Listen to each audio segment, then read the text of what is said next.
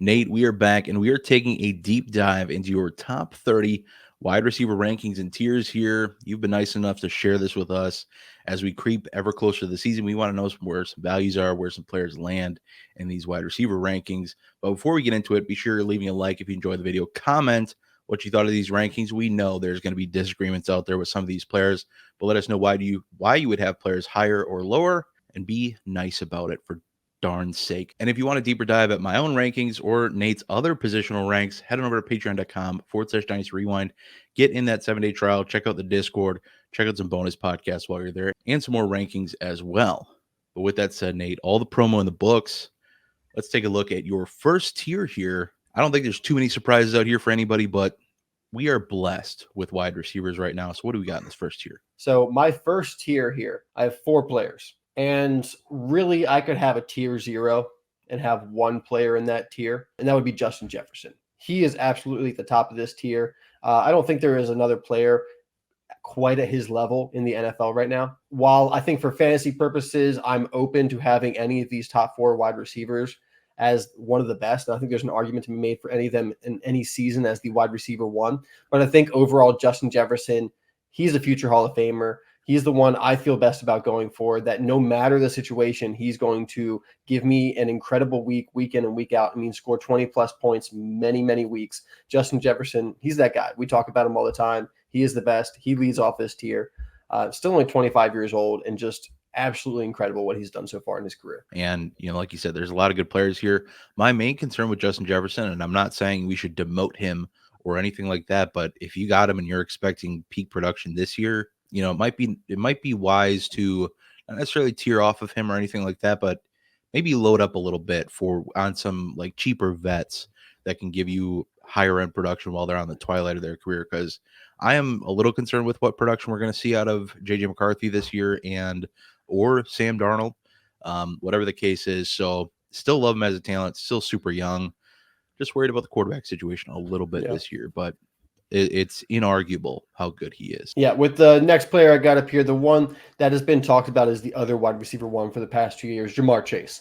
What he's done with the Bengals has been really impressive as well, and he's shown, like Jefferson hopefully will be shown this year, that doesn't really matter who the quarterback is. He's going to score fantasy points. Jamar Chase has T. Higgins across from him. That has not been a problem for him so far in his career. Joe Burrow, when healthy, has shown an incredible connection with Jamar Chase. Going back to their college days when they played together, they are quite the tandem. So I'm really excited to see what Jamar Chase does this year with a healthy Joe Burrow. I think we were all expecting really big things last year. The Burrow injury kind of derailed that offense. And because of that, we didn't get to see exactly what we were hoping for out of Jamar Chase. I think this year he puts that stamp back on, reminding everyone that he is certainly one of the top 3 wide receivers in the league right now. And I mean, even with the quote unquote disappointment, still a top 12 receiver every single season of his career, top 5 his rookie year in PPR scoring. I mean, dude is a stud. You can't take that away, even with a subpar season that some of us hope for. Yeah, hopefully gets back on track, but I mean, nothing to scoff at. Definitely has earned a right up here, especially, kicking off the first 3 years of his career. Top 12 season, nothing to scoff at. And next up, Bob, I got CeeDee Lamb for the Cowboys. I think he is firmly in this tier. The production that he put up last year to be one of the best fantasy wide receivers that we've seen. He didn't get any competition this year. It's him and Dak. That's the story there. Jake Ferguson looks good, obviously, there. Brandon Cooks, we're expecting a little better year out of him, but how much are we really expecting from that veteran? And they didn't add any wide receiver talent to that room. So CeeDee Lamb will continue to get the bulk of the target share. He's going to continue to get just peppered with targets as that team was 4th most passing last year in the league. They had the 4th most pass attempts. So this is a team that I expect to do very much the same. Their offense has not really changed that much. They brought back Zeke Elliott. Rico Dowdle is in play for that RB1A, RB1B. So they're not going to be able to really lean on their ground game.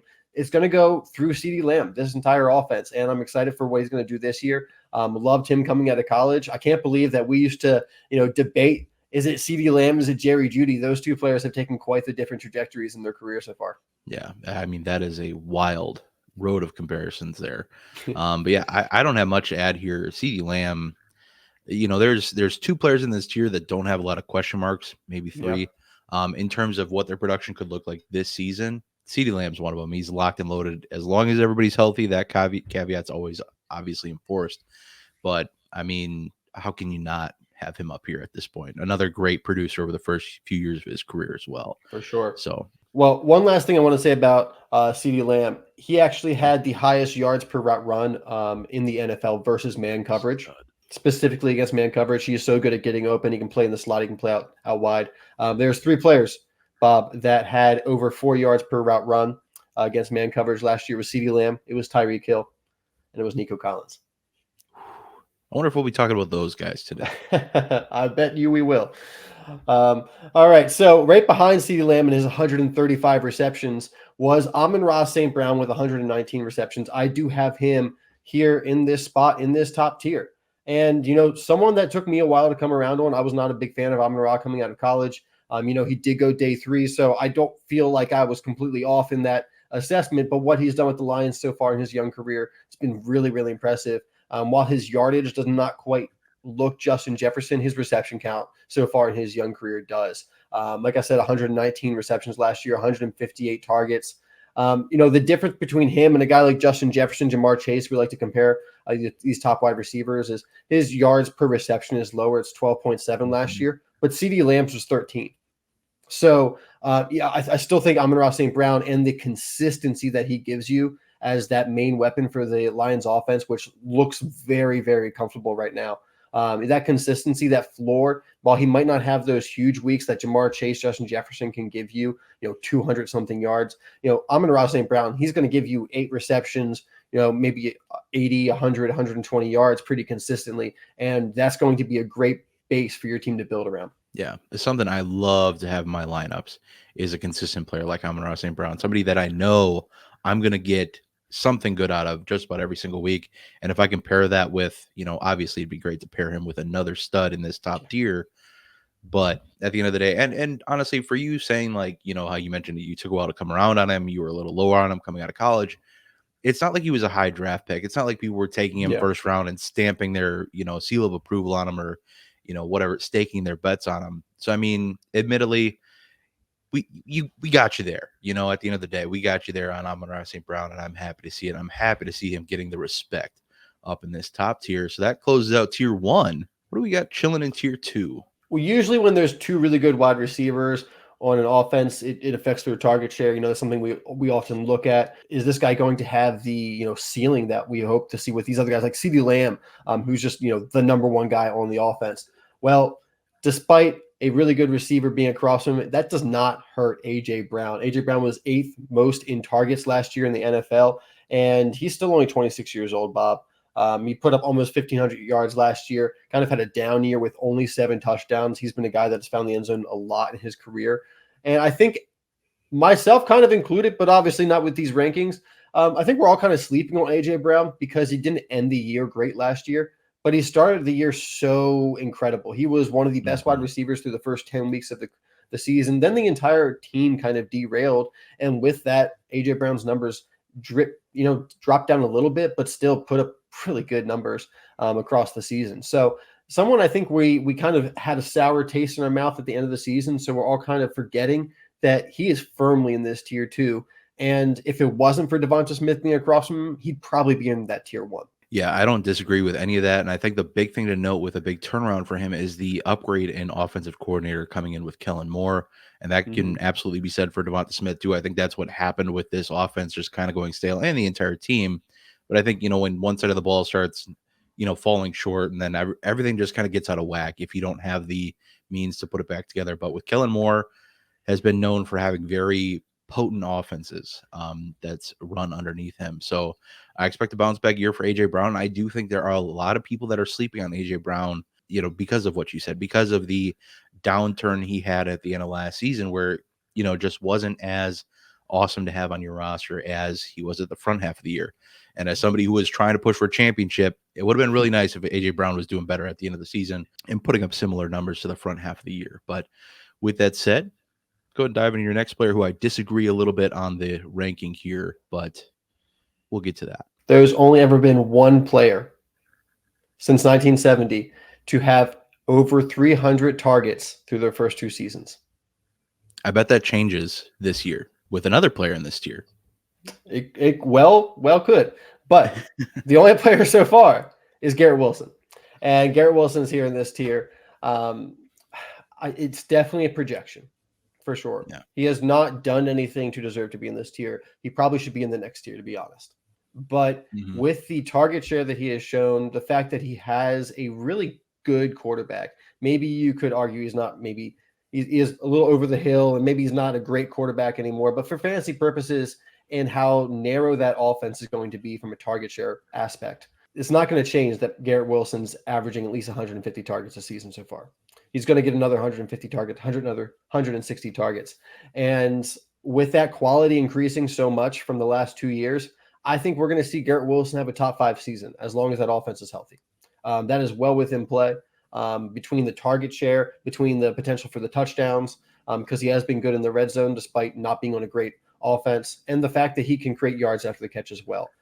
Garrett Wilson, I think, is one of the more talented wide receivers in the league, and he hasn't had the production that has really caught up with that talent yet. I think we're going to see that change this year. We were all hoping for it last year, but the Rodgers injury from the very beginning of the season obviously, took that away from us. I don't think it's going to happen again. So a little bit of projection here, but I do think that Garrett Wilson is going to prove this year that he belongs here in tier 2. Yeah, and I don't think you're alone either with this projection. I think there's a lot of people out there that, continue to hold Garrett Wilson in high regard. I think there are some people out there that are, ready, willing, and able to jump boat and get their pitchforks out for the guy, especially when they see him this quote unquote this high on the list. But if there's any receiver that has a ton of cop outs on this list of reasons like, hey, this is why he hasn't done it, but the target share has always been there, the target quantity in general has always been there. So I don't hate it, but it is one of those things. And I know you're kind of like this too. You like to see it before before you really Yeah. step out there. And I can't fault you for that. I'm very much so the same way. So I'd probably have him a tier lower. I do, in fact, have him in the next tier. So it's not like I have a, 10 spot difference or anything like that. I'm, not that low on him. But when he's with the company of the player we just mentioned and the player we're about to Yeah. mention, that's when I have some beef, but not enough to fight you over it or nothing. But go ahead, talk about this next player who will very likely join Garrett Wilson in that elite company that we talked about.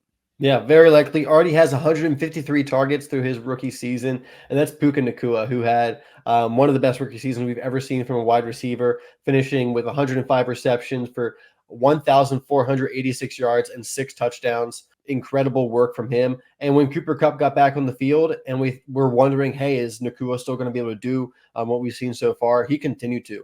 He was the wide receiver one on that offense, even with Kupp on the field. I expect that to continue this year. I don't know if he's going to truly be head and shoulders above Kupp this year, but I think it'll operate kind of a 1A, 1B. I think they're going to be pretty similar. And Nacua has just been so impressive, creating 6 yards after the catch per reception, as well as, catching so many balls. I mean, it just shows the talent level, the efficiency that he has to go with the volume. And as much as some people have already written off Matthew Stafford as retired, as long as he's out there throwing the ball, he is a really good quarterback. He can support both Cooper Kupp and Puka Nacua. I love what Nacua has done this year, and I'm not going to let what I did with Amon-Ra St. Brown happen again. So I'm all in on Puka Nacua. So he's firmly here in tier 2.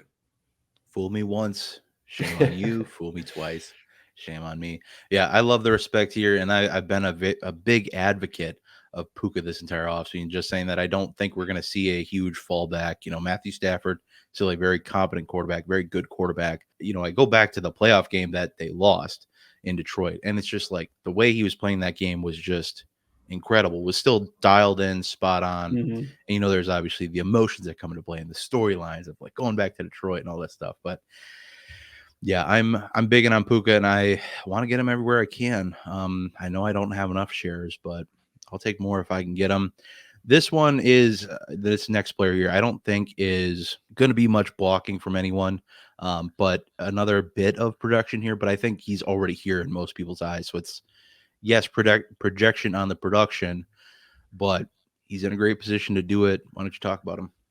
Yeah, Bob, I would fully expect Marvin Harrison Jr. to join Garrett Wilson and Puka Nacua as having 300 targets over their first 2 seasons. I think he has the talent to do that, hence why he was picked as high as he was this year and has been, looked at the way that he has throughout the offseason and the draft process.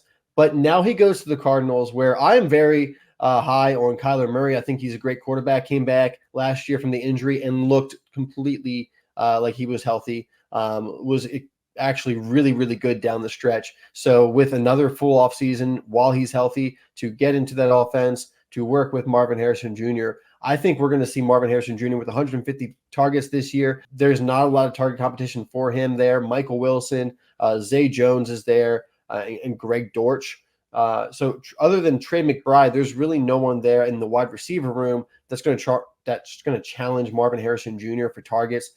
So with 150 targets coming from a good quarterback like Kyler Murray, with what we've seen from Marvin Harrison Jr., he could have a wide receiver 1 year as early as his rookie year. And I expect that kind of production to continue moving forward. So while it is some projection, we feel so confident about it that I don't really think second about putting him here in this tier. I can't blame you one bit. I hate that he's already here because we're playing that, expectations game.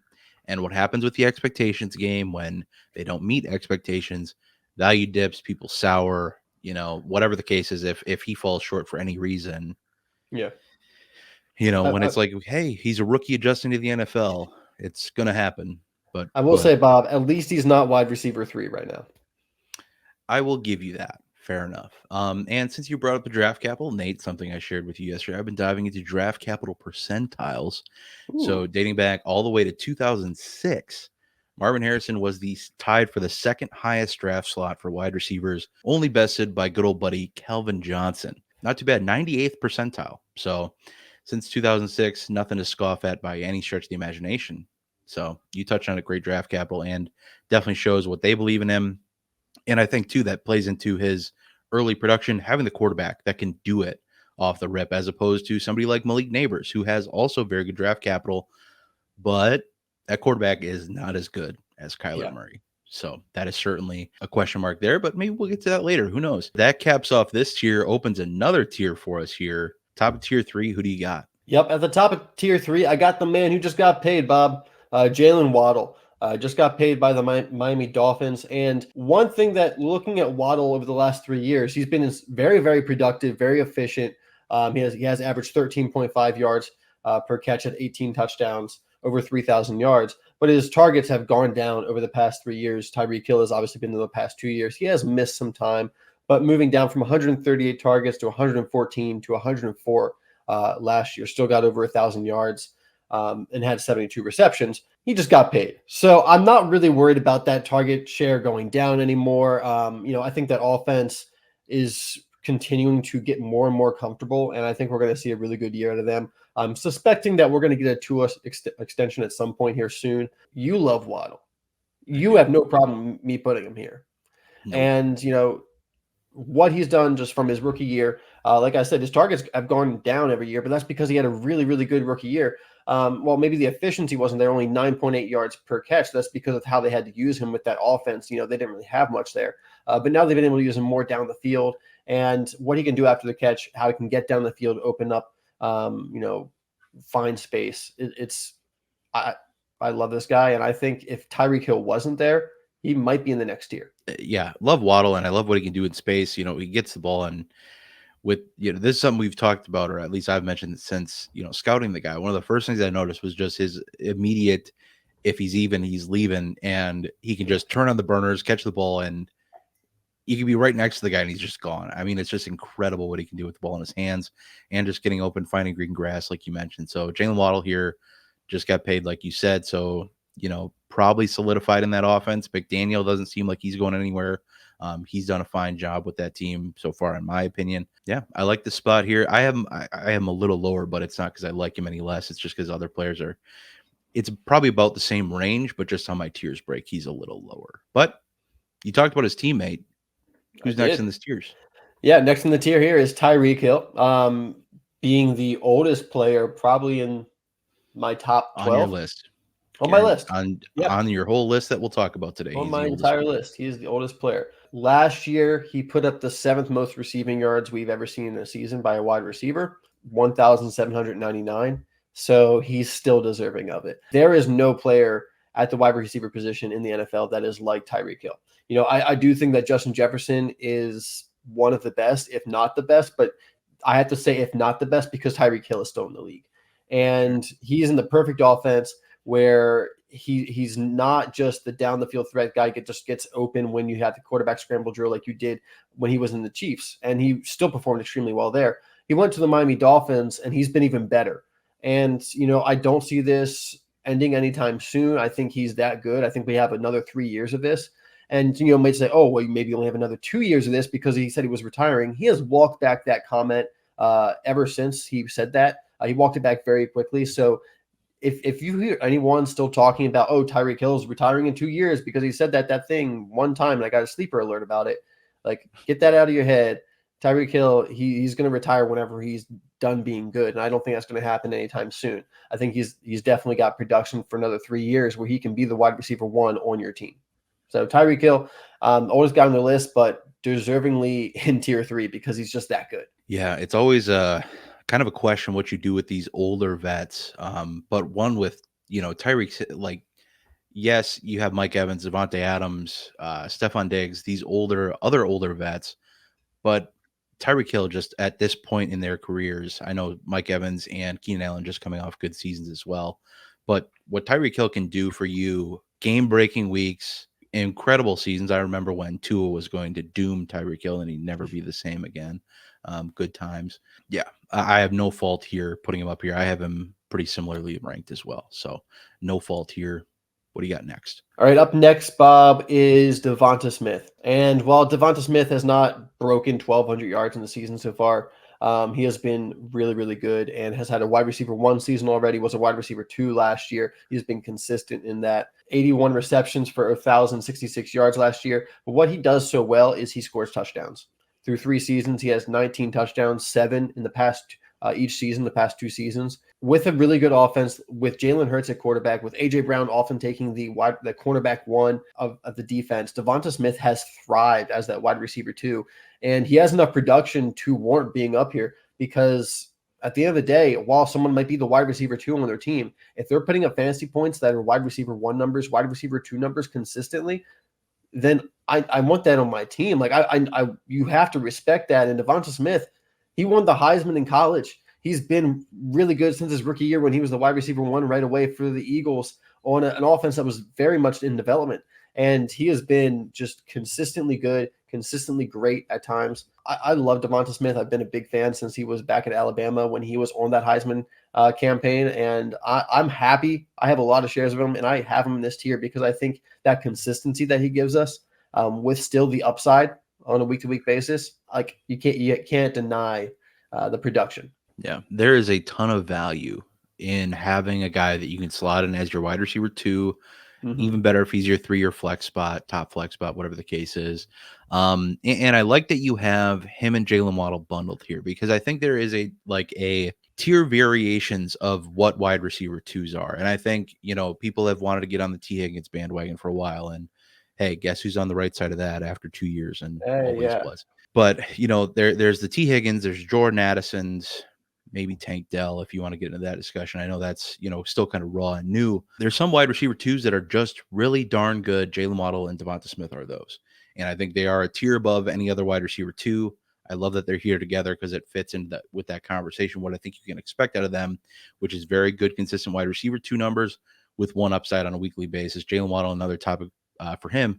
He's been wide receiver 14 points per game wise every single year at least. So he's still been very good every single year outside of last year, of course, because he missed some time and was not playing 100% from time to time. But I love pairing these two in this tier here. And I love that we've had a live change here, getting one of my favorite players since he was a prospect up in this tier as well. What do you got with your next pick? Yeah, I was looking at Devonta Smith's numbers, and while they have been slightly better, especially because of the touchdown production and just being on a better offense, they're pretty similar to your boy Chris Olave. And I had to make sure that he was also in this tier because I think he's set up for a really good year this year. Not that he wasn't the wide receiver 1 for the Saints last year, but it feels just better this year. There's a full season of Derek Carr. he's going into that third year, which we used to call the third year breakout. But I think that third year now is where we don't get the initial breakout, but we get that step up from these wide receivers. We get that Sure. next level. They're comfortable in the NFL. They know what they're doing. They're really confident. I think we're going to see that from Chris Olave this year, especially because he's got no target competition. They did not bring in any significant competition there. Michael Thomas moved on, but he didn't play a lot anyway. So the best wide receiver across from Chris Olave is Rashid Shaheed. And I think Chris Olave, Derek Carr, it's going to be a good combo for fantasy football this year. They might not win a ton of games as the Saints, but I think for fantasy football, Chris Olave, definitely has that wide receiver 2, top 24 floor. But he has the potential with a good season to, touch into that wide receiver 1 category. And with that kind of upside, I think he belongs here as well. Love it. Between having all the targets locked in, having a new offensive coordinator in Clint Kubiak, which a lot of people are very excited about. I think this offense should be a lot more inventive, especially for Chris Olave. So he should be a prime benefactor to that. I love having him here. I've loved him as a talent, like I said, since he came out as a prospect, and it's nice seeing some respect on the name. We have another. This one's tough for me. This next one's tough because I think he just had a very good season, but he still has a ton of target competition. One of the most complete offenses in the NFL. There's been a lot of speculations about players being traded out of this offense, traded not into this offense, but then they go and add a wide receiver in the first round of the draft. Talk about this next guy here, Nate. Yeah, it's getting kind of harder to keep him up here, but I think he's Mhm. just such a talented wide receiver. I can't drop Brandon Ayuk any lower than here in tier 3. He put up a wide receiver 14 season this year. He's been one of the best from efficiency standpoints with yards per route run. He's so good deep, while also being a tenacious blocker at this point in his career, and someone that Kyle Shanahan absolutely adores now. Remember, originally he was in the doghouse for the Mhm. first 2 years, and now he's one of the best players and most beloved players by that coaching staff for the effort that he puts in throughout the entire play. And it shows with his production, shows with his box score. Despite all that target competition, 75 receptions for 1,300 yards and 7 touchdowns. He averages 17.9 yards per catch. So even if the volume is a little bit lower, he makes up for it with the efficiency. I don't know if he's going to be on the 49ers long term. Debo Samuel is currently signed farther into the future. There's obviously been the trade talks between all those wide receivers. Brandon Ayuk wants to get paid, like Amon-Ra St. Brown. He wants to get paid as a top wide receiver in this league. We'll see if the 49ers do it. If they do, I think we'll continue to see what we've seen so far, which is a very strong wide receiver 2 in fantasy football with the same upside as like a Chris Olave, a Devonta Smith who touch into that wide receiver 1 category. But if he goes somewhere else where he can be the true wide receiver 1, I think we could be talking about Brandon Ayuk as having top 5 seasons if he was the true number 1 target for an offense. Yeah, and I do want to point out, I saw in the Twitter sphere that there was rumors that now we've passed June 1, that apparently either Brandon Ayuk or Debo Samuel will be on the move again. Who knows if there's any faction to that, but we are recording this on June 1st. It'll drop on Monday, June 3rd. So if anything's changed, hey, Brandon Ayuk certainly easier to put up in rankings. But yeah, I'm with you. I have a tough time because and we had in the comments the other day, as much as we love Brandon Ayuk, he has this great season, and it's like, well, he's still suffocated with all this target competition. And yes, how much can you expect that? And there's some, touchdown regression expected out of Brock Purdy, whatever the case is. But yeah, Brandon Ayuk, supreme talent. And I think I remember the stat last year where halfway through the season, like all but one of his receptions had gone for a first down or a touchdown. And I'm like, just what a wild statistic to just have that.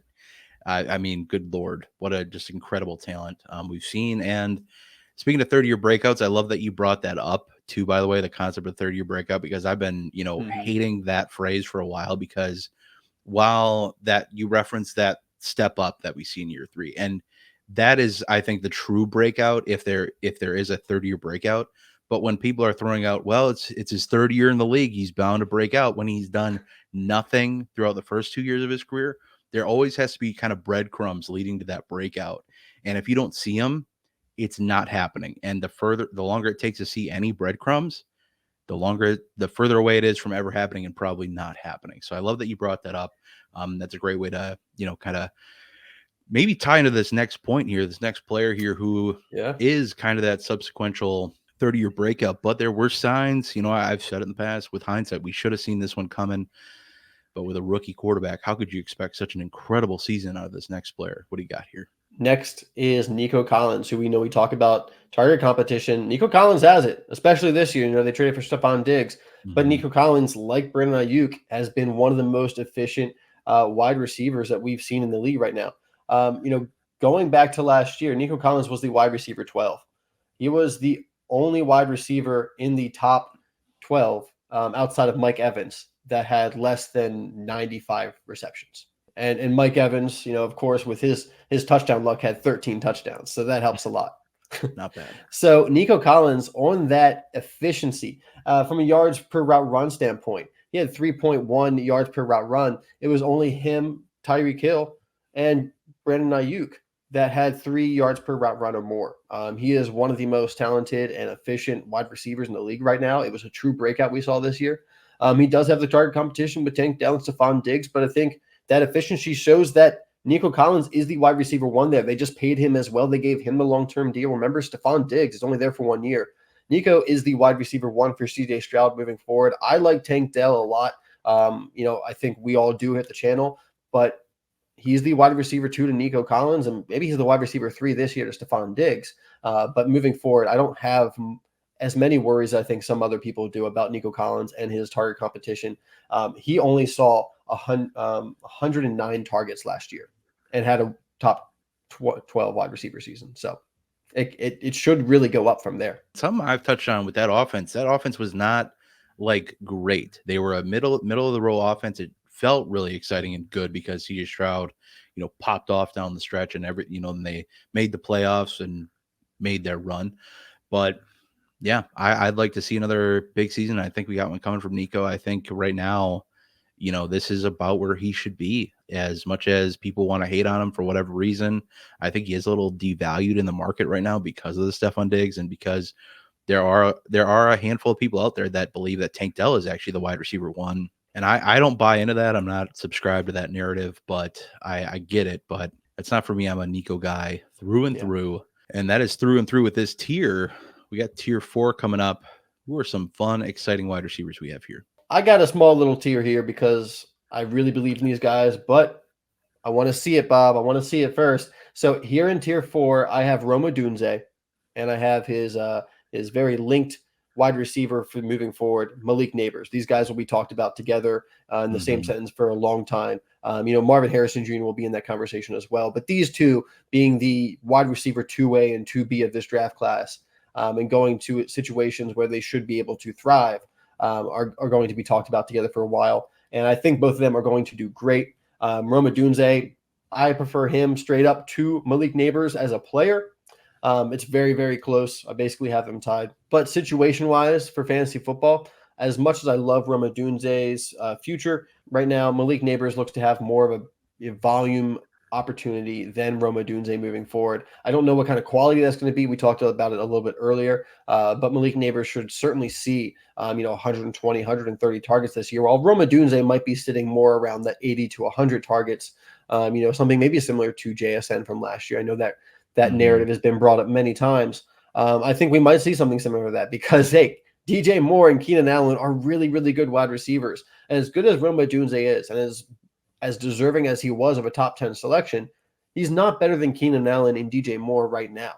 He might be by the end of the season. He might be by the beginning of next season, but currently he's not. And that production is going to take a while to really come through. Roma Dunze would have to literally be like the next Justin Jefferson, Jamar Chase, if he was to go out there and put up 1,200 yards, 100 receptions or something like that. He would have to be well above what we expect him to be at this point. So Roma Dunze, let's make sure our expectations are realistic. Now, moving on to Malik Neighbors, and then Bob, I'll let you talk about both these guys as well. Sure. He's going to, like I said, see 120, 130 targets. He's got the ability to create a lot of yards after the catch, and that benefits him in this situation where we're not sure about the quality of the targets, not sure about the quality of that offense as a whole. So they're going to have to just get the ball in Malik Neighbors' hands, and luckily he can do something with it once he has it. So despite the inconsistencies I think we will see overall in a week in, week out scoring from Malik Neighbors, I do think he'll actually have a decent little floor because of his ability to create yards. And hey, at worst,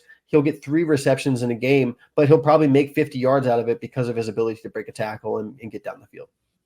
Yeah, I love both these players here, and I think the keys that you mentioned with Rome Odunze, temper expectations. Not only is he kind of, I would say, quote unquote, buried in the targets category or the target pecking order, but having a rookie quarterback there as well. As much as we like Caleb Williams, it's rookie quarterbacks do not fare that well in the NFL. We saw a great year from CJ Stroud.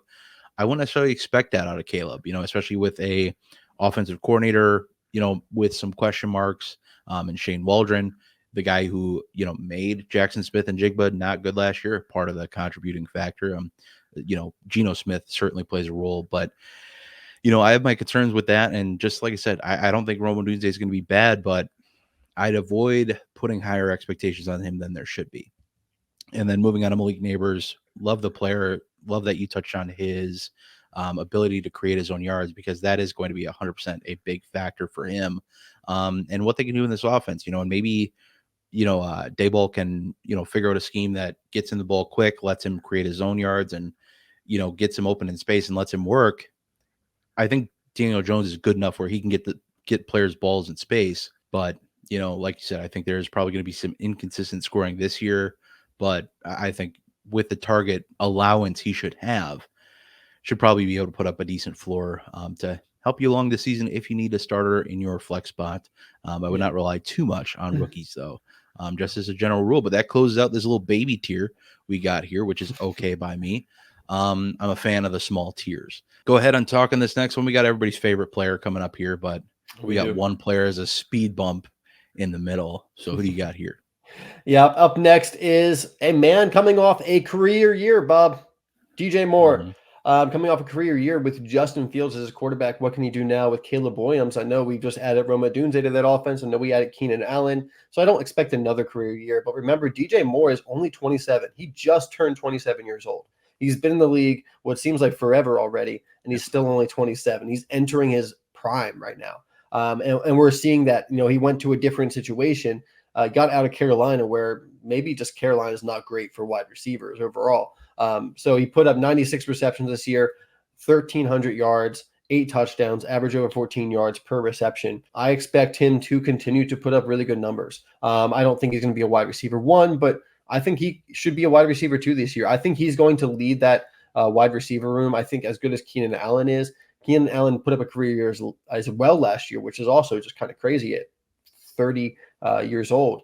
But Keenan Allen is getting older. He is going to probably play that wide receiver 2 role for this team. Rome Odunze will play the wide receiver 3 as he develops. But DJ Moore, they've invested a lot of money into him. I believe Keenan Allen's only there for 1 year at this point. So DJ Moore is going to be the wide receiver 1 for this team moving forward. Rome Odunze is going to have to take that role from him if he is going to do that over the next couple of years, because DJ Moore isn't just going to give it up. He's been so efficient throughout his entire career. And not just the overall numbers this year, but also the efficiency this year was really good for him.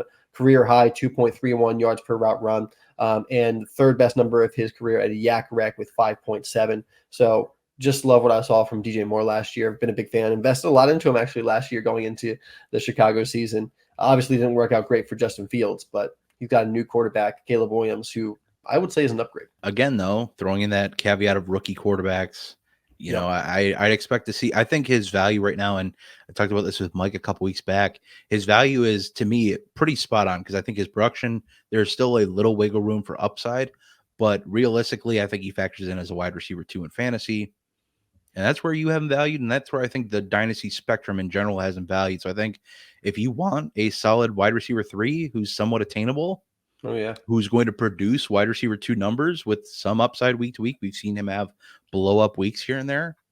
Somebody I think you can 100% acquire, and you were exactly right. Keenan Allen, 1-year deal that he's currently on. So plenty of development to be had. Future targets should be on the horizon for DJ Moore and both Rome Odunze as well. Yeah. So everyone's favorite wide receiver is up here, and I'm sure they're, just throwing their monitors out their windows because it's been so long to see him on this list. But there's some caveats here, and I think both of us, we had this discussion. I'll tip my hand at what the next player is. It's Drake London. Shocker.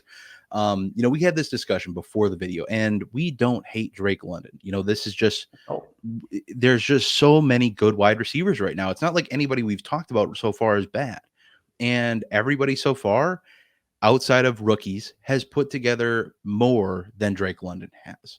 And at the end of the day, that's all it is. And I think I have a pretty rosy image of what I think Drake London can do this year, and I think he can work himself into maybe that discussion of tier 3 at some point. Maybe that tier, divulges a little bit, diversifies into different groupings.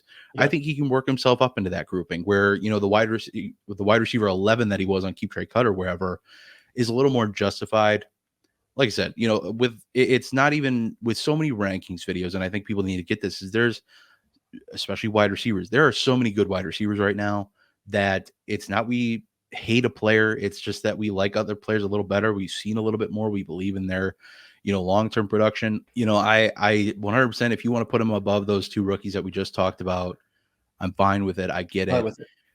And there's a couple others as well. But, at the end of the day, I think he's locked into better production this year. I still want to see it. And I'm not willing to pay broken out prices for a player that hasn't broken out. And that's been such a big deal with Drake London over the course of time. And had this discussion with somebody in the YouTube comments a couple weeks back, where the discussion on Drake London has always been, buy now, buy before the breakout, whatever the case is. And you were still paying broken out prices for the guy. My problem with that now is doing that 1 to 2 years ago. You could have invested those assets elsewhere and maybe gotten players that put more points on your roster in the interim. Drake London still costs you the same today that he did a year and a half ago. And with an improved system that he's going into, with an improved situation, costs you the same today that he did 2 years ago when that system was not there. And you could have invested those assets in other ways. And that's always been the big deal for us. We don't hate players, we hate values. So I'll admit, I think he could be, quote unquote, a little low here, but I don't mean to hijack your point, Nate, but No, Bob, I had I a lot to love vent. this. I love I this. had a I'm lot usually to the vent. one that's ranting about Drake London. I wasn't planning to today, so I'm glad that you did it. You made a lot of great points. I'm the You know, scapegoat now. it just goes back to the numbers, because we play a game that's based on box score. The last 2 seasons, Drake London, from a points per game standpoint, has been the wide receiver 43 and the wide receiver 42. He hasn't averaged more than 11 points per game. And I know there's a lot around him Mhm. that has been the reason. Like, I understand that. But we talked about it earlier. We want to see it before we pay those wide receiver 11 prices.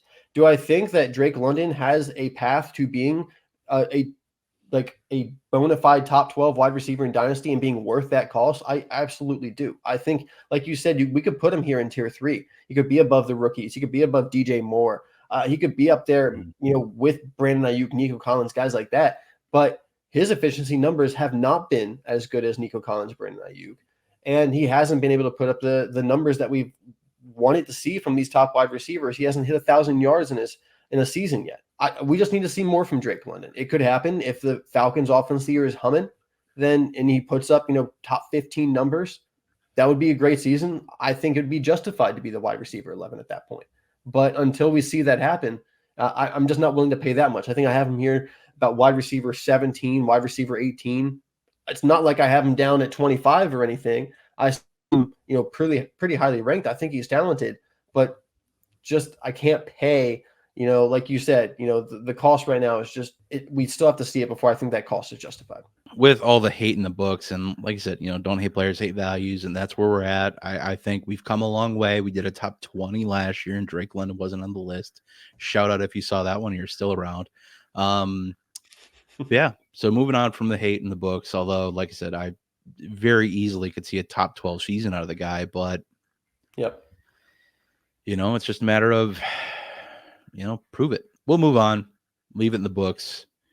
Y'all can please be chill in the comments. That'd be great. I'd appreciate, my mental health would appreciate it. But let's move on here to a rosier lens of player belief and value here. All right. So up next, we have a guy that has not struggled to get targets throughout his career so far, and that's Michael Pittman Jr., who was 4th most in the NFL last year at the wide receiver position for target share with 30.5%, 156 targets. He has been a wide receiver 24 or better in points per game over the past 3 seasons. Last year was his best, averaging 15.6 points per game, which is 14th most. So what we've seen with Michael Pittman Jr. so far, he's been really productive, hasn't had that star quarterback throwing to him yet. Is Anthony Richardson going to be that guy? If Anthony Richardson is that guy, Michael Pittman Jr. is another player that could move up maybe to that tier 3. If he's Easily. getting Yeah. 150 targets and the efficiency is even better, we're talking a wide receiver 1 season for Michael Pittman Jr. for sure. I'm not worried about Josh Downs, Adonai Mitchell taking up that many targets from Michael Pittman Jr. That offense so far has proven to run through Michael Pittman. So if those numbers improve, we're talking about him being there in tier 3 as well. This is what we keep going back to. There's so much talent at the wide receiver position. We can be all about Drake London, but Michael Pittman Jr. is just as talented and has put up these incredible numbers of the past 3 seasons, and the touchdowns haven't even really followed. He only has 14 touchdowns over the last 3 seasons. So if those touchdowns goes up, the efficiency number goes up, he is a deep threat, but he has averaged 10.6 yards per catch last year, 9.3 the year before that. If Anthony Richardson can help him get down the field more, Michael Pittman Jr. top 12 season is very well in play. Yeah, I would say that if there's anybody on this list outside of Drake London that could really pop up the boards in this one, is it's seeing what Michael Pittman can do with Anthony Richardson, assuming that breakout comes to fruition. I know that's a player I've highlighted some question marks about, but again, more on avoiding if you don't have him because of the question marks that exist, as opposed to just saying he sucks or anything like that, especially compared to other players around his value. But that's not what this video is about, Nate. We are not talking about Anthony Richardson, and we're not talking about tier 5 anymore.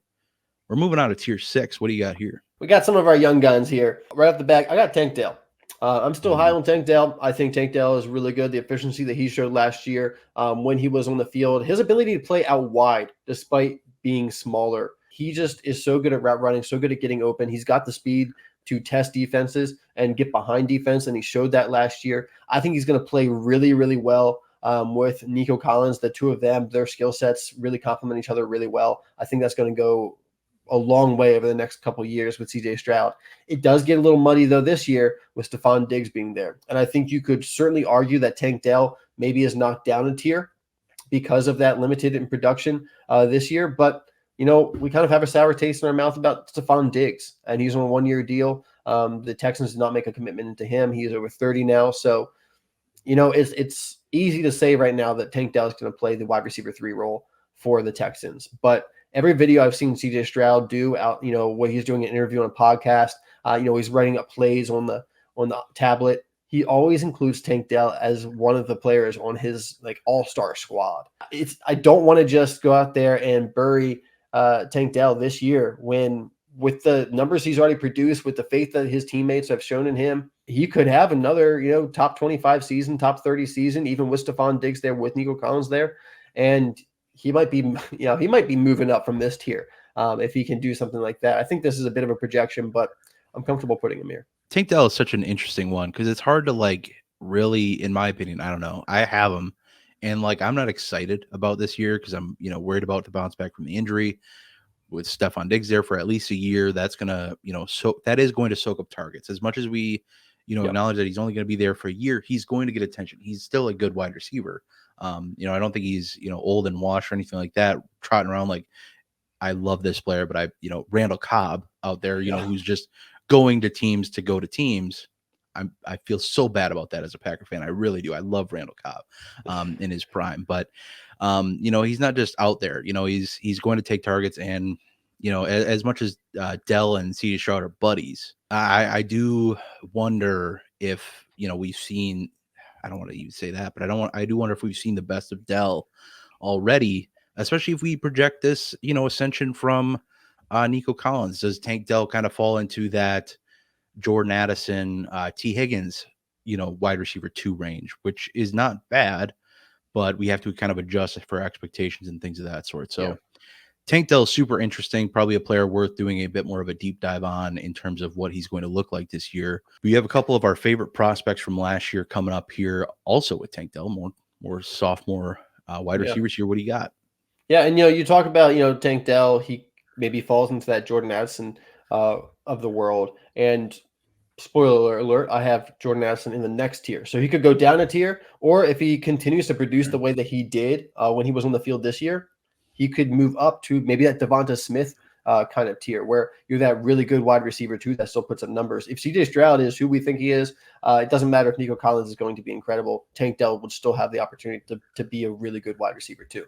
So he's kind of in the middle there for me right now because I don't know exactly which way it's going to go. But up next, a guy that I'm excited about and I do think is certainly going to be ascending this year is Jackson Smith-Njigba. And Bob, I'll let you talk about him a good bit because I know you're very passionate about JSN. But I think, it was a little bodacious of people to think that JSN was going to go out there and just be Justin Jefferson while he has DK Metcalf and Tyler Lockett in front of him. As highly touted as he was as a recruit, those are just unrealistic expectations. We talked about Roma Doomsday already and the expectations we should have for him. Those numbers are pretty similar to what JSN did this year. And I think that's a respectable year when you have two really good wide receivers in front of you. I would almost call Tyler Lockett a Hall of Fame wide receiver if he had actually had his numbers early on. He was a late bloomer, so I don't think he's going to be that level, but he has played at a really, really good level over the past couple of years. And DK Metcalf, what he's done as an outside receiver and continuing to improve. It's not easy for JSN to get out there in the field and then make things happen. He got there on the field pretty often, and as the season continued on, he did have more flashes. Everything has been positive about him so far this offseason. Tyler Lockett is extended, but he is another year older. I do think we start to see that transition. The Seahawks did not invest a first-round pick into JSN to be the wide receiver 3 of this team for 2 or 3 years. So Tyler Lockett, I do think we see a changing of the guard as JSN moves up to the wide receiver 2, Tyler Lockett down to the wide receiver 3 this season. And with that changing of the guard, JSN certainly could be moving up from this tier. If he becomes the wide receiver 1 in targets, I could still see Metcalf being the overall wide receiver 1, but JSN playing out of the slot, depending on how they want to run that offense. This is the Ben Grubb offense, so from Washington. JSN, if he gets the ball in his hands a lot, he could be the wide receiver 1 in targets, maybe in PPR leagues above DK Metcalf. We'll see. I think he's got a ton of potential, though, in this offense. Yeah, I think with Jackson Smith-Njigba, so much context gets thrown out the window with him in terms of, analytical markers he should be hitting, production he's not doing. But you look back at last year, story time. You look back at last year, came into the season with a broken wrist, was not expected to play the first couple weeks, ended up playing the first couple weeks anyway, is behind 2 top 25 wide receivers in the league. That's being modest. They could be even better than that. I don't have a list in front of me outside of our rankings here, but probably pretty high on that totem pole of good wide receivers in the league. Then you have Geno Smith, who is arguably not good, was good with Dave Canales, has not shown to be good without Dave Canales. You have Shane Waldron running the plays, who was not good at, any Seahawk fan can attest to, was not good at getting Jackson Smith-Njigba involved. And as much as players earn targets, again, we go back to that roundabout system of, hey, 2 very good wideouts in front of him. The thing that just peeves me off with Jackson Smith-Njigba, missing this analytical marker of 9 points per game, fantasy points per game, as a rookie that was drafted in the first round and being lumped into a list of players that are honestly just dog water. The Jalen Ragers of the world is on that list, and that gives you a pretty good idea. None of those players have the route running refinement that Jackson Smith-Njigba does, or even though Jackson Smith-Njigba only had 1 year of college production, none of them had that. And you factor in on top of that, would you like to know how much JSN missed this marker by, this 9 points per game marker by? 31 yards. 31 yards is the difference between a player being good and bad. I just cannot do it. I know 9 points per game is a small bar, but when that's like your coup de grace argument for why Jackson Smith-Njigba is not going to be good, I can't do it. I don't know if I love him on this list here with some players we have coming up, but I can almost promise you JSN is undervalued in your leagues and undervalued by a good chunk of the Dynasty community. But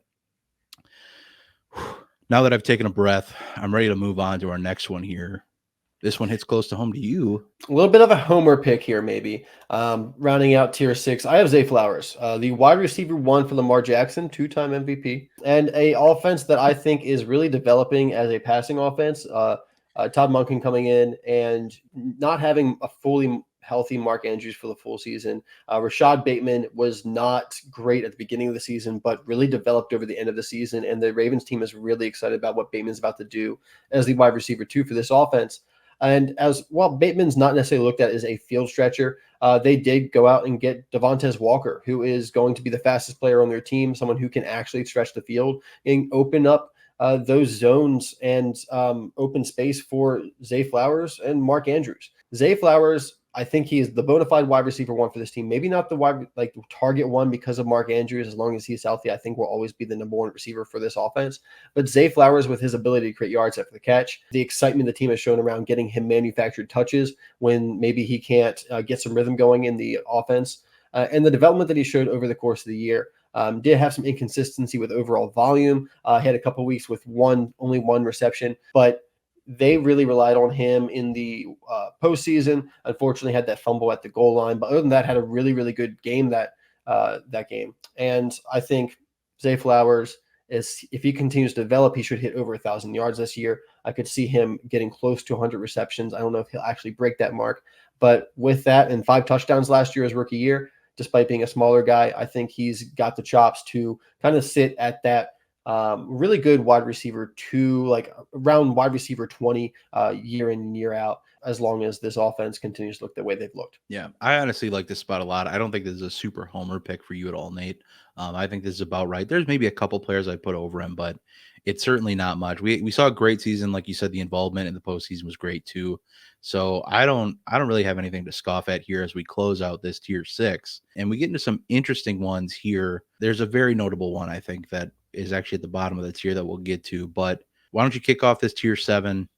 Tell us what you got here. I'll be honest, Bob. I got 4 players here in tier 7. I originally had tier 6 and tier 7 together, but I felt as if it was too big of a tier. Honestly, I might put them back together, but there's just a lot of different players in here, and I just didn't really know how to order them. But that's how I ended up with it. It could be different next week. Who knows? But I think this tier 6, tier 7, there's not a lot of room between them. I think it is very, very, very close. And like I said, I could put them all in the same tier and not be worried about it. But first up here is T. Higgins, a little bit older than some of these guys we've been talking about over the past couple. But T. Higgins, despite not really having a single season to look back on and be like, wow, that was an incredible season by T. Higgins. When he's been on the field, he struggled to be on the field kind of, over the course of his career, had some kind of nicks and knacks that have taken a couple games off each season. But he's been really good while he's been on the field. And even last year with Joe Burrow hurt, when Chase was out, he had some big games with Jake Browning.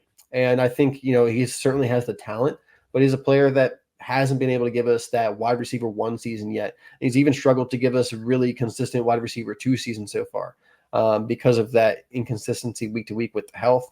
And then sometimes just the fact that Jamar Chase is the wide receiver 1 there and sometimes becomes the target hog for a game. So the upside that T. Higgins shows still in the Bengals is impressive. I got to keep him here. And especially because if he does go somewhere else, he's not signed an extension with the Bengals at this point. So if he does go somewhere else, whether it's this year or next year, I think he offers a lot of upside and can find himself back in that top 15 wide receiver range if he's the wide receiver 1 for a team. My issue with T. Higgins has always been the hoping and wishing that he'd produce wide receiver 1 numbers, that he's going to go somewhere else and be somebody else's wide receiver 1. I think he's a good player. Don't get me wrong, but there's no guarantee that he's going to go to another offense and be that team's wide receiver 1. At the end of the day, it's just, he could just be somebody else's wide receiver 2 and be very good at that. And that's okay. I think when we put these 100th percentile outcomes, like best case scenarios in our mind, that's where we get into trouble with players like T. Higgins. And this is totally off topic. We're not talking about Justin Fields right now, but when you get these trade rumors swirling and you play on these best case scenarios, when Justin Fields was, I was doing a roster review the other day. If you're interested in roster reviews, check out the roster review in the pinned comment as well as the YouTube description. But a manager went and traded like the 107 and some other asset for Justin Fields. And when rumors were swirling that he was going to Atlanta. And when you get caught up in these 100th percentile outcomes, that's when you can make bad decisions like that. And we could say that's maybe an okay trade if he went to Atlanta, but like, even then it's like, man, that's a lot to pay for a guy who is, kind of burned out on one team already. And then he goes to the Steelers to ultimately start the year as a backup.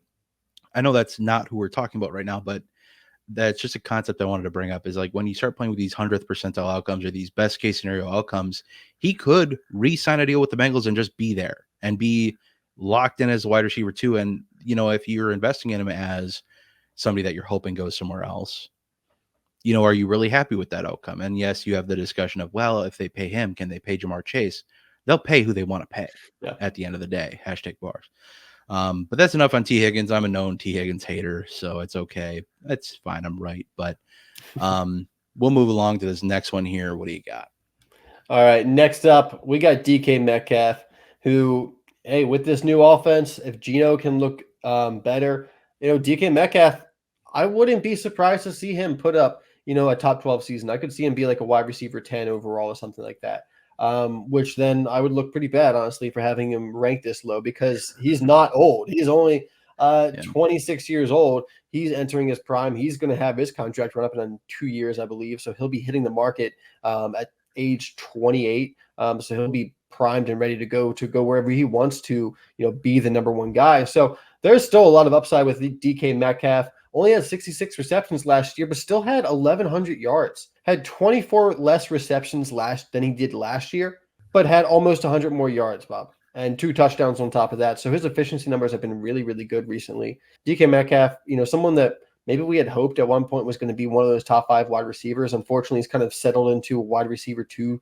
seasonal finishes. But just a couple of years ago, he did put up wide receiver 1 numbers. I think he still has that capability, especially if this offense can find some consistency with Geno's health, the offensive line.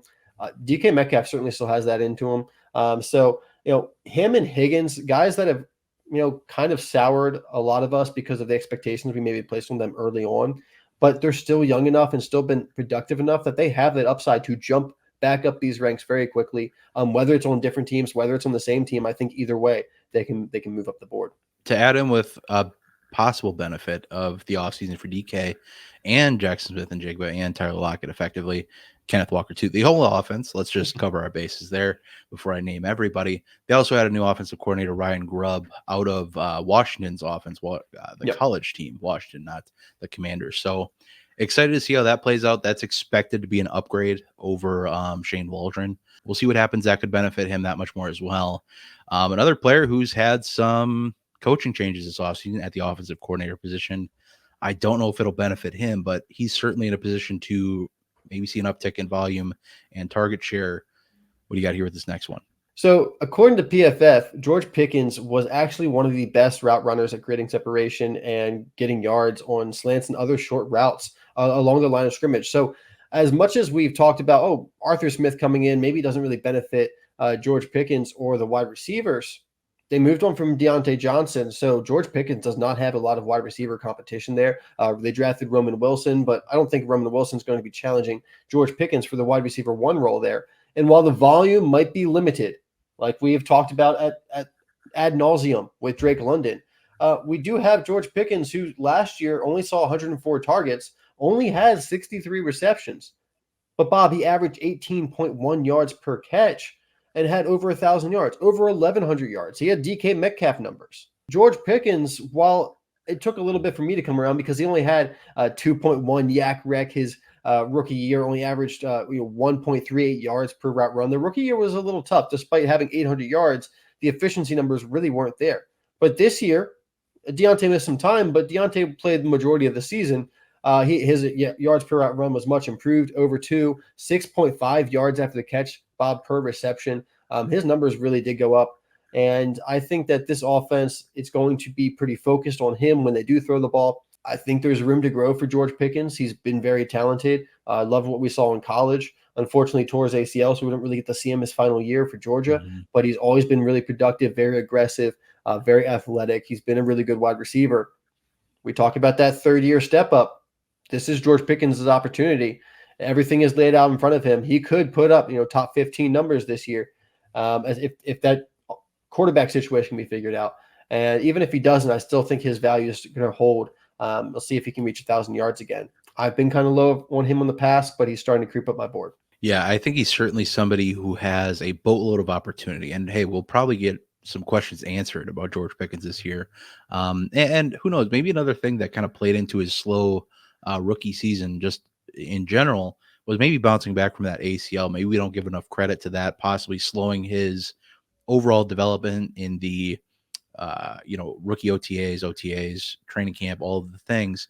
And then, they say, for running backs, we usually give that 2-year buffer. True. The year of the injury and the following season, we usually kind of wash this out a little bit. We like to see something, but who knows? Maybe. And granted, I don't think we've seen the same time to get back for wide receivers as we have with most running backs, but maybe that played a role. Who knows? But yeah, definitely somebody I can acknowledge as having a ton of upside, especially at this value. I think he's Yeah. pretty affordable right now. Probably one of the better bang for your buck buys, because I think for what you're buying him at, it's pretty fair, and there's a ton of upside linked to him. I don't think there's a ton of downside. Might be worth buying. Taking another look at George Pickens and seeing what's up. And some people might ask, how can you be down on Drake London over the past couple years, and then be I'm not super high on George Pickens, but maybe slightly higher than consensus, or at least I'm definitely saying that there's a realistic possibility of him, being pretty good for fantasy football with Arthur Smith as his offensive coordinator.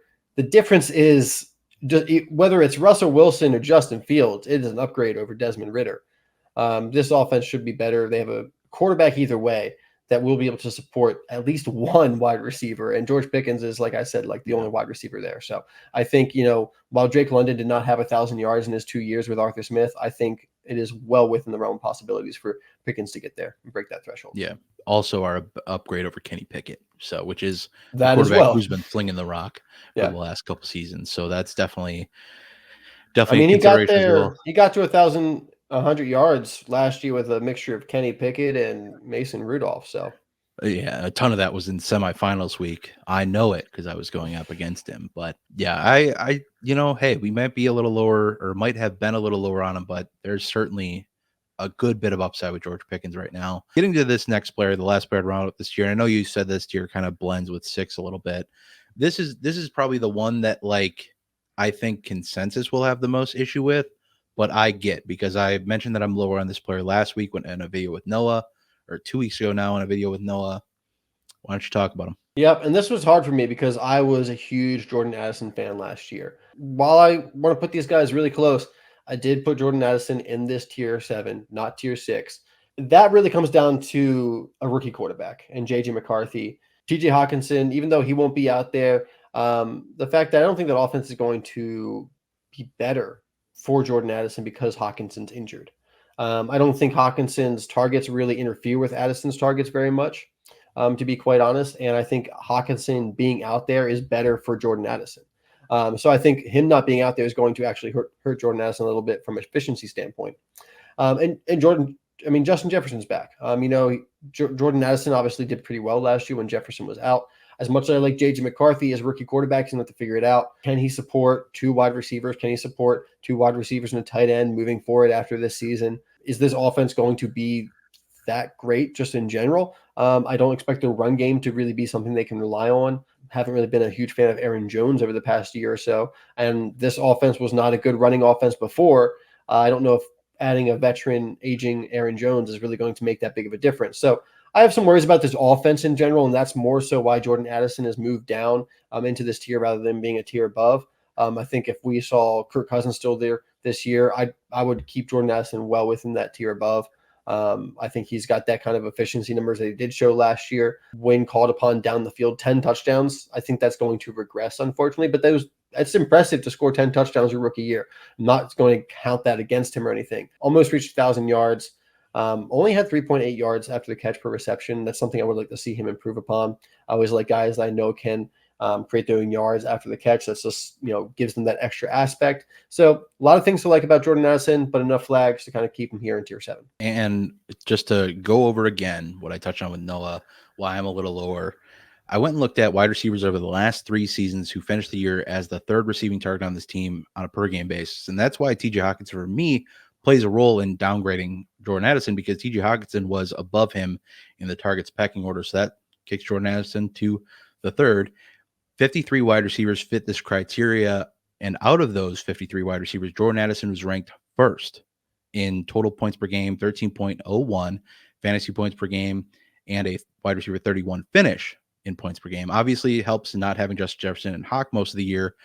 Not going to be having Hawk some of the year. We don't know how much yet. And he ended up, as you touched on, putting up 10 touchdowns with only 108 targets, which is a ridiculous measure. Looking at players that had 10 touchdowns or more last year, oddly enough, another unicorn, Cortland Sutton, 10 touchdowns on 90 targets. Wild.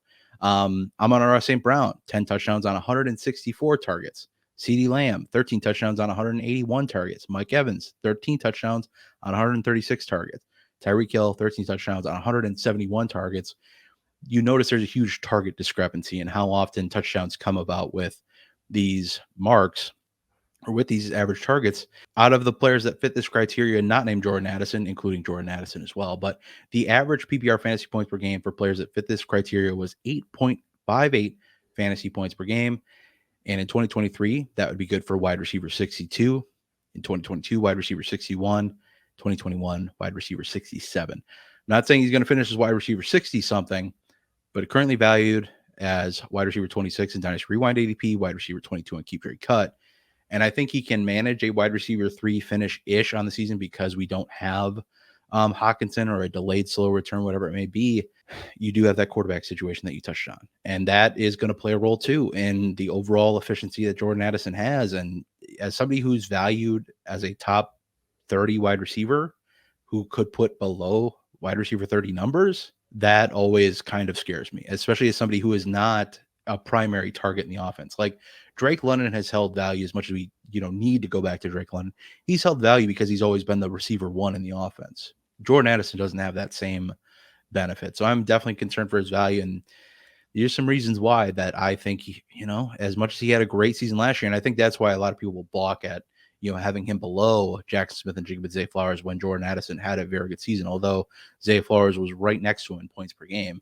At the end of the day, you got to play off what's happening now and the situations in front of us. And Jordan Addison is not primed and ready for a great season, despite not having TJ Hawkinson there. But that closed out tier 7. And Nate, that leaves us at tier Nate, or tier 8, as some would say. Rounding it out here with our last tier that we'll discuss today, rounding out this top 30. What do you got chilling here? All right, we got some more rookies in here, Bob. So we got Ladd McConkey, the wide receiver 1 for Justin Herbert and the Chargers. I've been a big Ladd McConkey fan. I know he didn't get on the field a ton. He did deal with some injuries throughout his college career.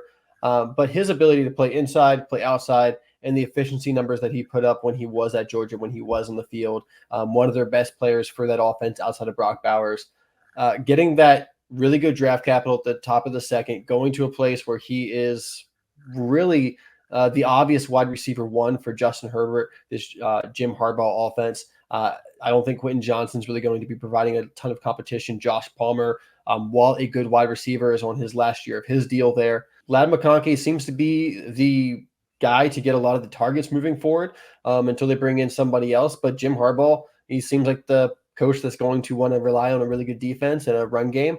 So that also kind of just gives some value insulation to Ladd McConkey. I don't see them adding significant high draft capital wide receivers to that wide receiver room anytime soon. So while they might bring in someone, or they should bring in someone next year to complement Ladd McConkey, I think McConkey has every chance to be the wide receiver 1 for Herbert moving forward. And that is a really exciting prospect. I know some people are down on the Harbaugh offense, and they're wondering about Justin Herbert's overall numbers. I think he'll be really efficient. I think the numbers will probably be overall down compared to before, but I think he'll be doing plenty enough to provide a guy like Ladd McConkey the opportunity to put up top 36 numbers his rookie year. And moving forward, I think Ladd McConkey can certainly be a top 24 wide receivers in and year out. I have some gripes with 2 other players in this tier that should be above him, I think, or be above the next player. But we'll get to that. We can do that later. But ultimately, don't hate it in this range. Ladd McConkey, like you said, kind of primed to quite possibly be that receiver 1 in year 1. And, unless, Quentin Johnston makes some outstanding improvements over the course of this offseason. I mean, just, if you tune into reception perception, Matt Harmon has said that basically the worst he's ever graded. But this next player, I do have some bit to add on, and my concerns for this player outside of just the prospect itself. What do you got rounding out again into tier 8? Yeah, here is another rookie, and this is a bit more projection. I think honestly more projection than I am projecting Ladd McConkey for. But Brian Thomas Jr. and I have him in this tier, and I really second guessed about putting him in this tier, but ultimately I did because I would draft him in the same tier as Ladd McConkey, so therefore I have to keep that rookie ranking Sure. tier and move it on to my dynasty ranks as well. While I'm a huge believer in Christian Kirk, and he's not going to be mentioned in these tiers, but he's actually the next tier after this. I'm that high on Christian Kirk. Brian Thomas Jr. has the opportunity to take over the wide receiver one role and be Trevor Lawrence's wide receiver one. It's not going to happen this year. Mhm. That would be a year two thing. This is going to be a developmental year, and if we see 800 yards from Brian Thomas Jr. this year, I think we could all be ecstatic. But I do also have some question marks about Brian Thomas Jr. if he will actually develop into that wide receiver one, or will he just end up being a really good wide receiver two for this team, and maybe they're still looking for the wide receiver one, or maybe that wide receiver one is just Christian Kirk. I think both of those things are in play. And because of the upside that he presents with a quarterback that I'm really high on moving forward, a young stud franchise quarterback in Trevor Lawrence, if Brian Thomas Jr. can be that one, we're going to get a ton of production out of it. He's going to be jumping up the board here. Brian Thomas Jr. has the potential to be maybe in that tier three. But also I think, Brian Thomas could also be a couple tiers below. I think he has a wide range of potential, and Mhm. this is just somewhere in the middle. Yeah, I always have concerns with, and this is again going from the concept that we kind of talked about with Rome Odunze, Jackson Smith, and Jigba, with players that are in crowded offenses. And as much as you maybe don't want to admit it or can admit it, whatever the case is, not you, but people, this offense is crowded when it comes to targets. You have Christian Kirk, you have Evan Ingram, who led the team last year in targets. You have Gabe Davis there now, who is, as much as annoying as just a fantasy player he is, he's going to take targets. And you have Travis Etienne in that mix too. And then you have Brian Thomas. I'm not saying Brian Thomas is going to be the fifth, but he's probably fighting very hard to be that third receiving option. And if he's not that, what happens is you're going to have this value shift because he didn't produce. He didn't get 9 points per game in fantasy points. So, and that's when I have worries with trying to project the future, looking at my crystal ball, whatever you want to say it as, dynasty psychic, I guess. When you see this value shift coming of like where he's valued now compared to where realistically it's going or could go, I think it would take a lot for him to improve on expectations versus fall short of them. And we talked about it again before, when you fall short of expectations, people, like to jump ship very quickly, especially when he was, Yeah. for most people, a pretty high investment. I think most people were drafting him at the end of the first. Maybe you got him in the early second. And that, is concerning for me for his long-term dynasty value. Maybe a better buy later than buy now or draft now. That'd be where I'd lump him in, because I do think he's a fine enough player. I had some concerns in college, but I don't, little odds and ends that I just didn't love. Didn't love not doing anything till his third season with Jane Daniels and Malik Neighbors across from him. Obviously, Malik Neighbors was there before too, but had some concerns there. But he's in way too crowded of an offense to expect much from in year one, even though he's a first round drafted wide receiver. So it's tough for me to expect much year one. And that's part of why I couldn't put him over these next two players or even with these two players. But you got two interesting players to talk about. What do you got to round it out? Yeah, I got two interesting players for sure at the end here. And Bob, both of these players I also would put in tier six. And Sure. I'll tell you why I have them in tier eight, but I've also had them in tier six. So first up, Rashi Rice. And I will Mhm. say he is only in tier eight here because of the off the field issues. I actually moved him down from tier six to tier eight for this video, just because while I'm not overly worried about it, it's not good when you have one thing happen and then you have another thing happen on top of that. It's not going to go to court, but it's still just bad PR. It's not good. Chiefs drafted another wide receiver. They signed one only to a 1 year deal, but they brought in competition at your position too. You can't be slipping.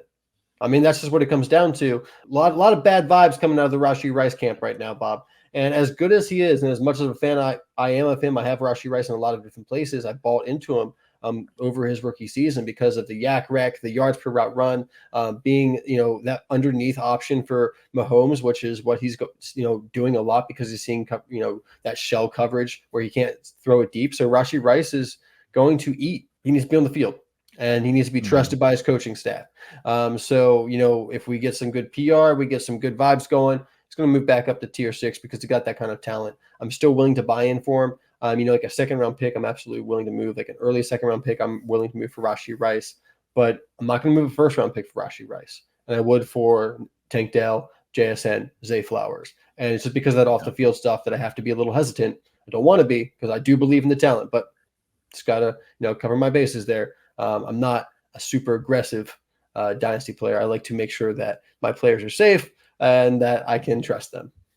Yeah, risk averse is the way you like to play, and I can't blame you one bit. With the Rashee Rice, nonsense going on. The company line for me has always been, hey, if you don't have them, no need to really go buy at this point. If you have them, do not sell, because unless you just genuinely don't believe in the player, don't sell, because you're not selling at good values. The second round pick that you noted is a cheap investment, like super below what his value should be for what he did last year, being a top 30 wide receiver in points per game, or top 30 receiver in PPR finish, and being a factor in that offense throughout the course of the season, not even just the back half of it or anything like that. He was a factor in that offense from day one. And, while he's low here and below the two rookies that we just talked about, I get it, because it is that little bit of, and then you have these instances that compound. You get one on top of another, even though there's not anything happening, like you said, with court or anything, but it's still another thing that it's like, what are you doing, dude? Yep. Like, just go home, chill out, watch TV, something, work out, whatever. I get it. I get the concerns 100%, but definitely don't be selling for short. If you can buy cheap, fine. But I don't feel a need to go out and buy for anything if you're not getting a good deal, like you noted. So with that said, we have one more player to talk about, Nate. One more. Who is it? Who is, quote unquote, Mr. 30 irrelevant? Yeah, and this is a player I want to have in tier 6. And I have the belief in his talent to put him in tier 6, but I have enough question marks about the wide receiver room overall that I feel like I had to put him here just because I am a little risk adverse, as we mentioned. Jayden Reed. I absolutely love Jayden Reed. He's one of my most rostered players. I had so much Jayden Reed, Bob, last year at the late second. It was like the best thing in the world. Yeah, Every time I drafted Jayden Reed, I was just so excited. And he proved a lot to us in his rookie year. He's really good. I think he has the potential to be the wide receiver 1 for this team. But Dontavian Wicks looked really good at the end of last year and his rookie year. Romeo Doubs has looked pretty good through his 2 years. He's been the leader in a lot of their receiving categories. And then you also have the unknown of Christian Watson. And if he can ever be healthy, how does he factor in? Because usually when he's on the field, he's the wide receiver 1, but he's not on the field very often. So there's just enough question marks with the overall volume that Jayden Reed might be getting. I love the efficiency of this offense. Can they continue to be as efficient as they were over the latter half of last season? I do believe in Jordan Love. I think this is an ascending offense. All the potential in the world for Jayden Reed to continue to develop and score a lot of fantasy points, but also a lot of potential for him to be a really good wide receiver stuck in a not so great situation where he can still put up good numbers, still, touch that top 24, but never really get to that top 15, maybe even into that top 20 if he's having to also compete with, other top 36 wide receiver seasons from Dontavian Wicks or Romeo Doubs or Christian Watson. And they also have 2 tight ends who have looked pretty good in the flashes they got in their rookie season. So lots of mouths to feed in this offense, not to mention the running backs, Josh Jacobs, Marshawn Lloyd, who we both like. Both those guys are good pass catchers. So just overall volume is why I have Jayden Reed here. I really want to put him higher, but I want to see how that wide receiver room kind of works itself out first. Yeah, 100%. The one nice thing we talked about it, the breadcrumbs to the breakout, Jayden Reed has it so far. I'm not saying it's going to take till year 3. Maybe this year is kind of where we have our sorting pan of what gets through this wide receiver room, what sticks, what doesn't. Maybe year 3 is the big breakout for him. But either which way, I hate seeing him this low, but I get it. I have him darn near the same spot on my ranks too, same range. So other than that, we have one player difference in our top 30. And it's like at the very bottom. I have Xavier Worthy in. I have Lad McConkey out. Okay. So other than that, we are at least the top 30 the same. Otherwise, there's a little player differentiation. But if you want to see my full ranks, check out patreon.com/Dynasty Rewind. There will be a little QR barcode below us that you can scan on the screen at any time, take a screenshot, whatever you need to do to get over there. Check that out. Get in for a free week trial for bonus podcasts, the Discord. We chop it up in the Discord all the time, 24/7 advice. See what we can do along with the help of our community to help your rosters get better.